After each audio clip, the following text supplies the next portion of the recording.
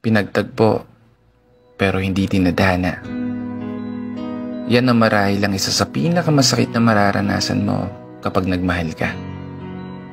Oo, kapag nagmahal ka ng isang tao, higit pa sa pagmamahal mo sa iyong sarili.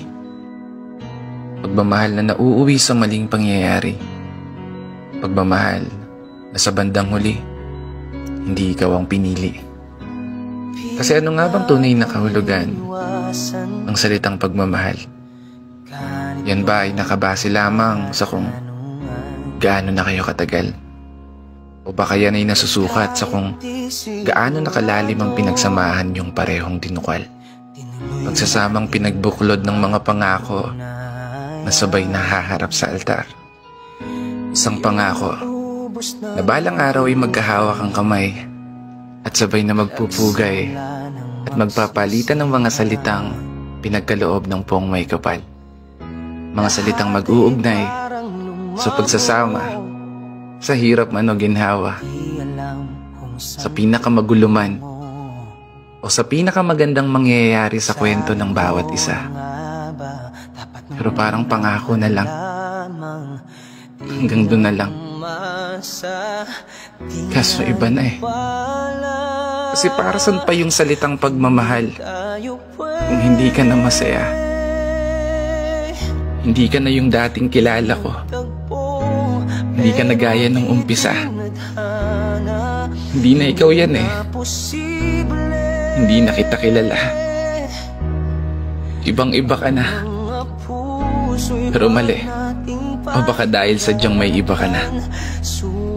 Ay, bakit ko pa nga ba kailangan sabihin to sa'yo? Iniwan mo na nga pala ako. Pero sa bagay, huling iyak na to. Oo, huling-huli na. Kung mag-alala, alam ko sa sarili ko na kaya ko to. Makakaya ko yan. Bakit nga ba kailangan pa kitang iyakan ng gusto? May mukha ka lang namang oranggutan. Ay, pero seryoso.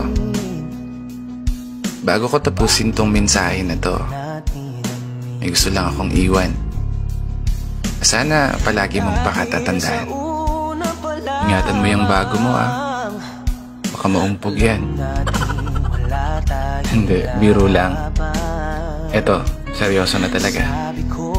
Lagi mo sanang tatandaan na sa oras na gawin niya rin sa'yo yung ginawa mo sa akin at iwan ka niya, umasa kang wala ka nang babalikan. Dito na nagtatapos.